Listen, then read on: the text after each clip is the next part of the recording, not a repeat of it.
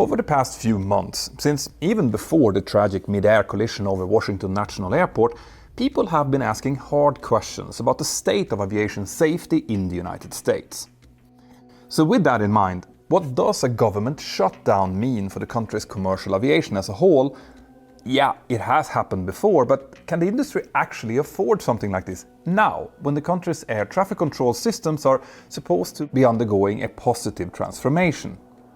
Let's have a look, shall we? Now, when people hear government shutdown, they usually think of US politics, budgets, or some other form of bureaucratic drama between the two political parties.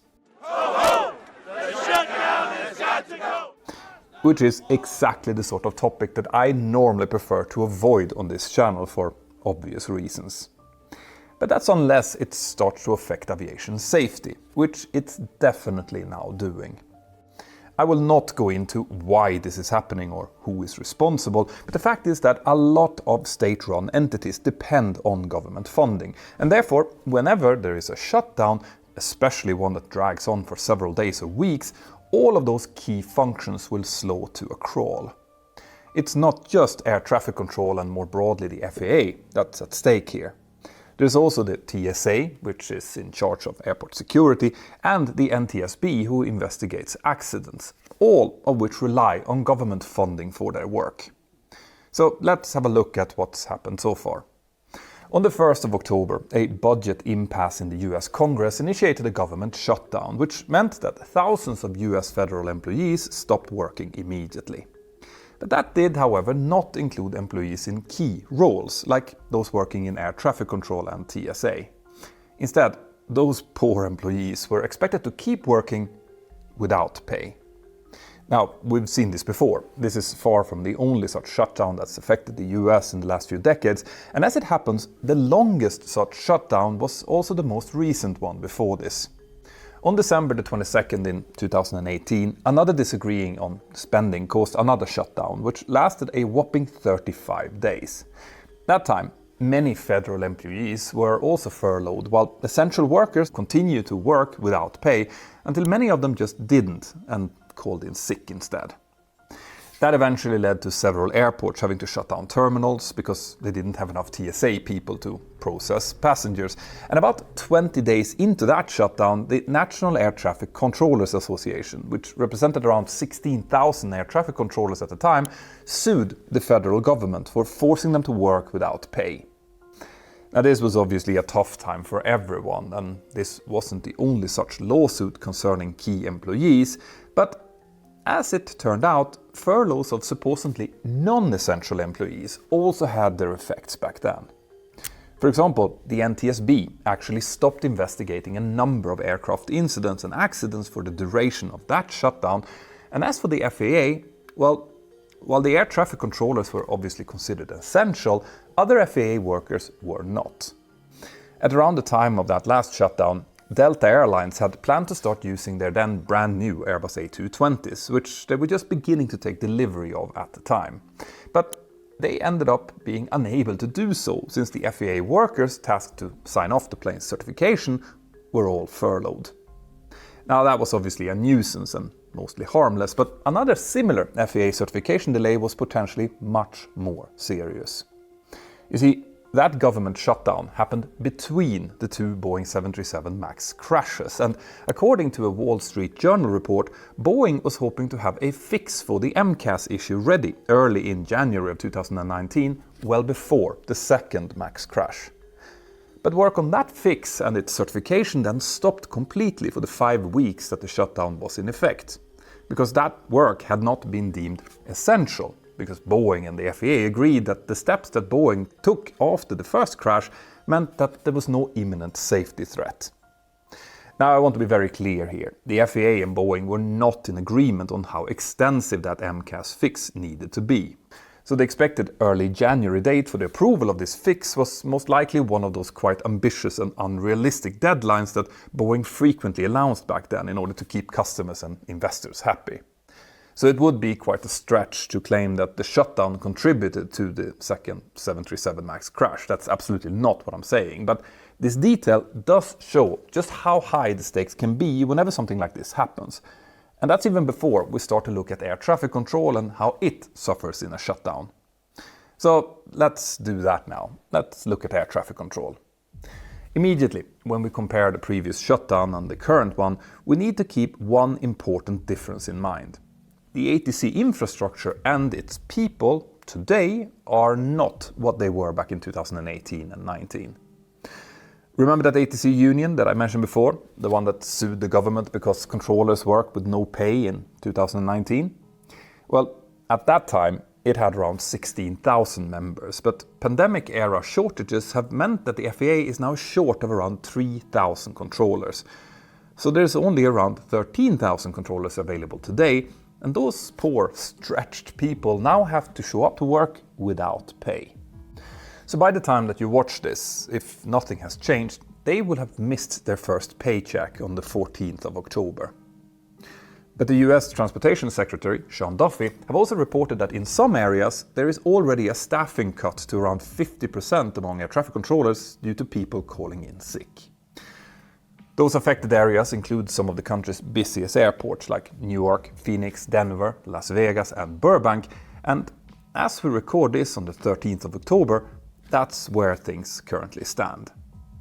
So what does all of this mean for air travel in the United States then? And what about all of those improvement works that was announced before all of this, which should address all of the chronic problems in the country's ATC infrastructure? Well, that really depends on who you ask, because the way that this story is being reported varies quite a lot. And that's exactly where today's sponsor, Ground News, comes in. They're an app and a website that brings together thousands of stories from outlets all around the world, showing how coverage differs across political bias, reliability and ownership, so that you can see the whole picture. Take Duffy's threat story, for example. 155 different sources reported on this, and right away you can see the divide. Some left-leaning sources, like this one from The Independent, highlights the pressure that air traffic controllers are under, whilst right-leaning ones, like the Epoch Times, focuses more on accountability and enforcement, emphasizing Duffy's warning about how those that doesn't show up for work can be fired. Same story, very different perspectives. You also get bias and factuality ratings for every source, and you can build your own custom feed to follow other aviation news just like this one. So if you want the full picture, not just one side of it, check out ground.news/mentor by scanning this QR code or by hitting the link in the description below. That will give you a 40% discount from the same plan that I use, which comes down to only $5 per month for a limited time.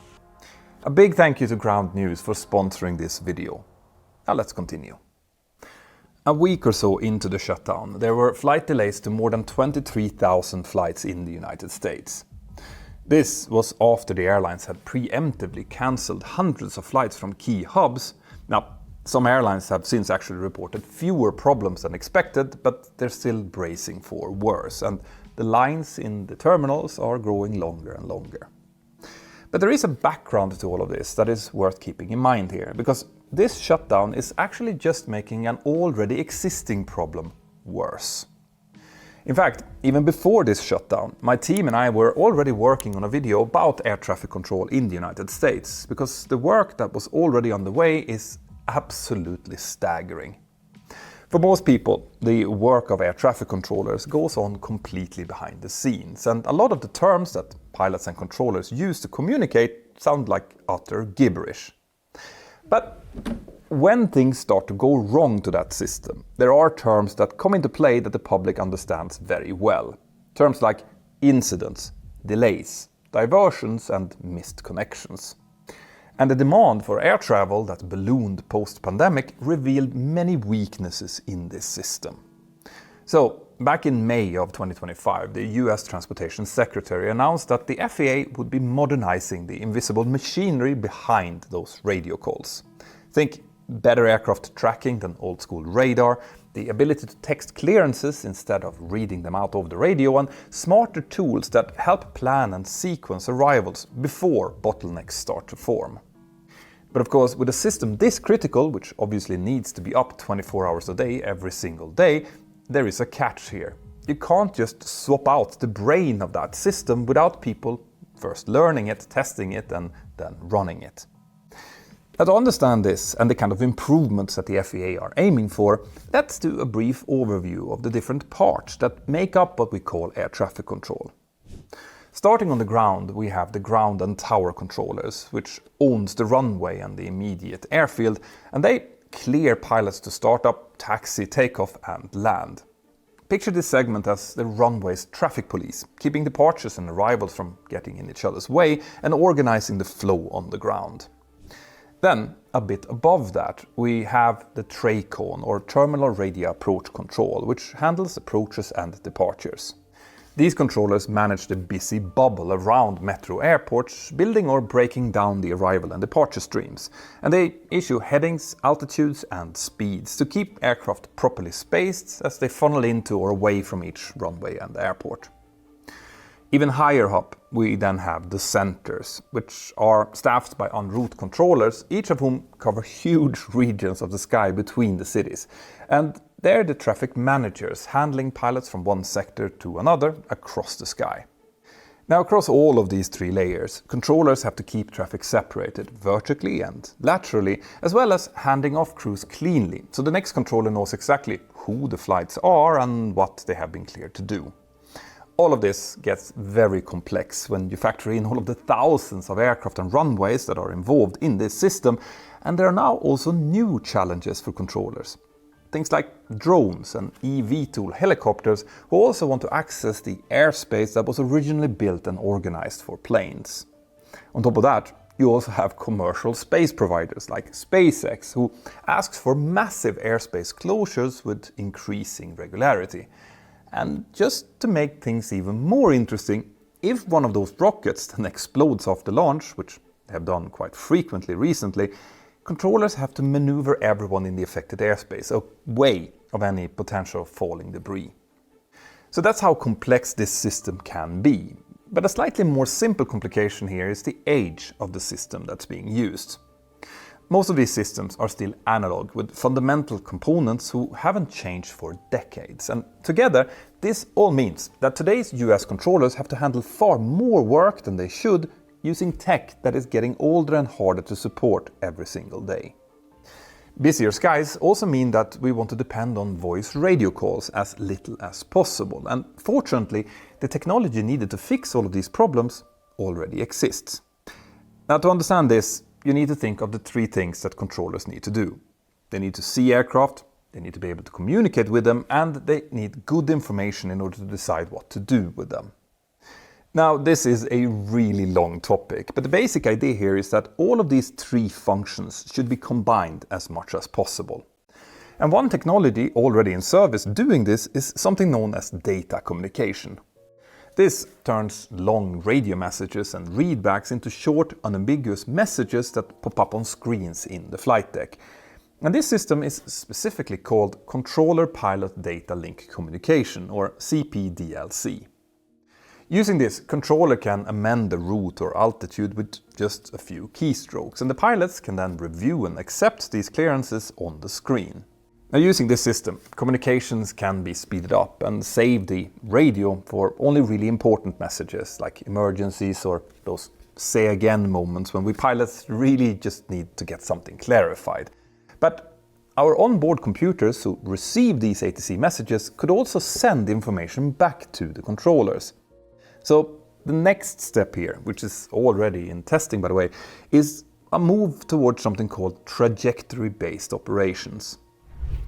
This means that the onboard computers would keep ATC informed about exactly when a flight would hit each waypoint along its route, and that would then allow the controllers to start sequencing flights for approach when they're still hundreds of miles away, potentially saving them from ever having to enter holding patterns.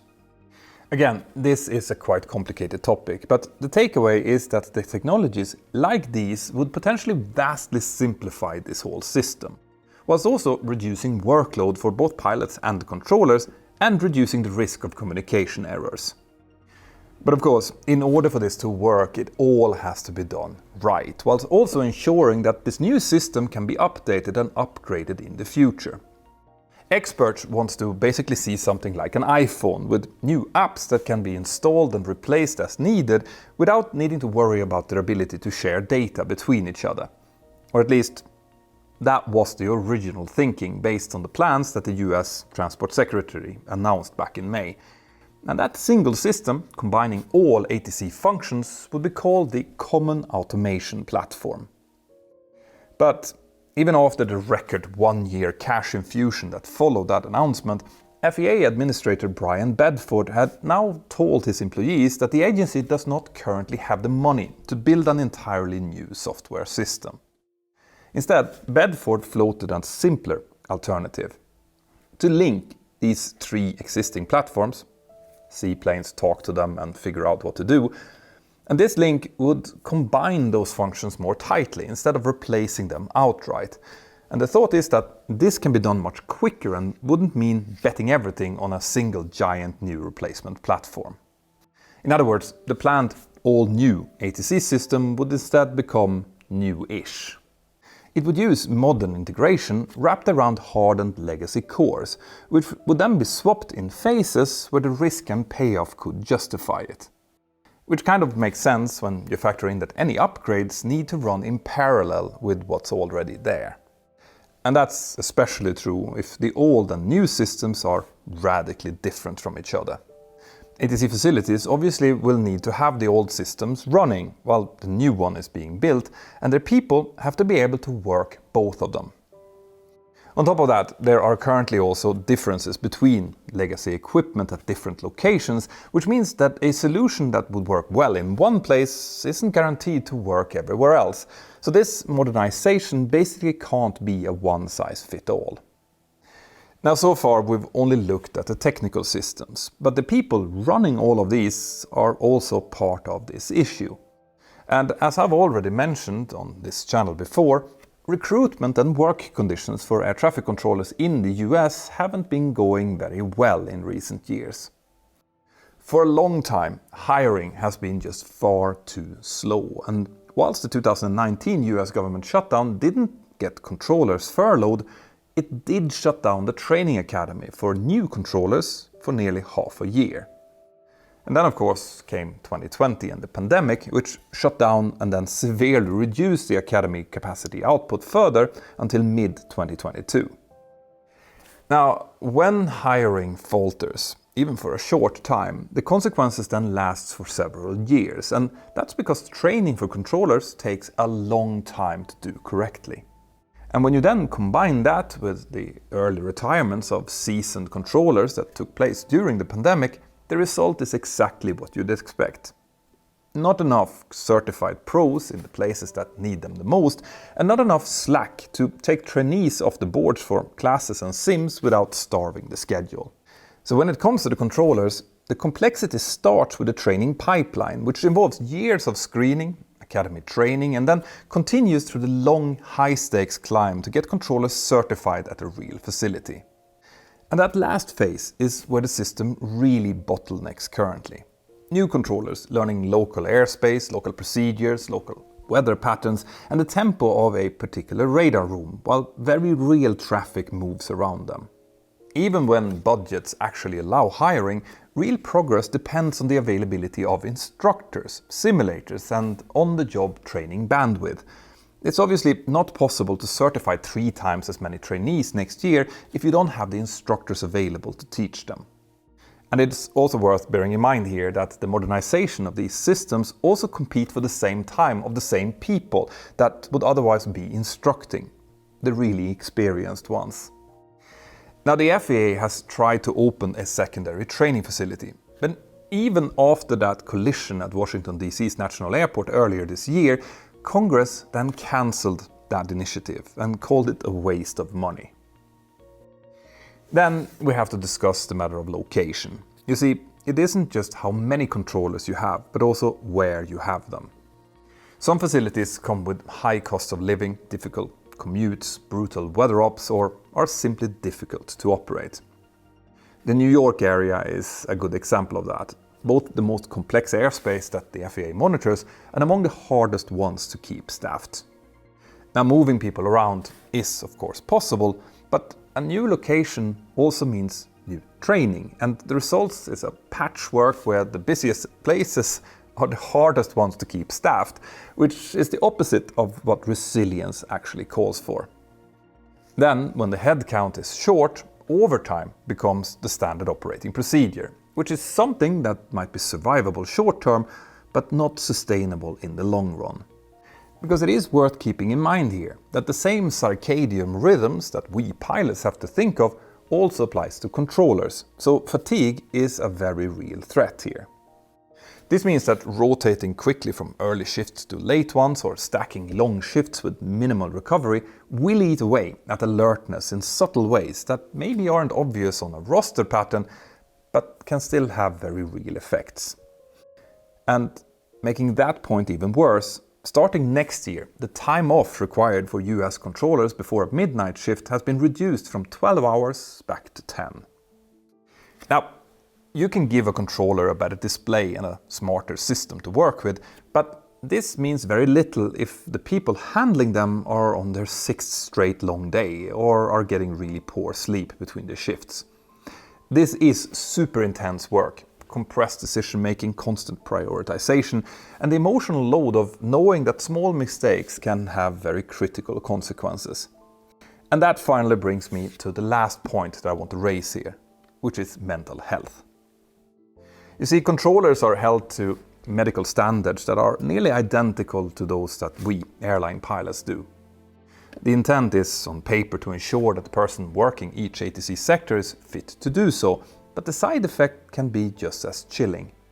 You see, if seeking help runs the risk of revoking a controller's medical certificate, it's less likely that they will actually look for that help. And that dynamic in itself can deter potential recruits and make seasonal pros power through rough patches or self-medicate rather than accessing care. Now, I think that everyone in this system wants healthy, supported controllers, so the process needs to reflect that by lowering the perceived career risk of getting help, which is something that I personally is very passionate about. But going back to the shutdowns though, with all of the things that I've just told you, just consider how this will affect someone who is thinking about becoming a controller. I think that there is a real risk that we will now see even higher staffing problems, and with that, even higher risks of strain on the system.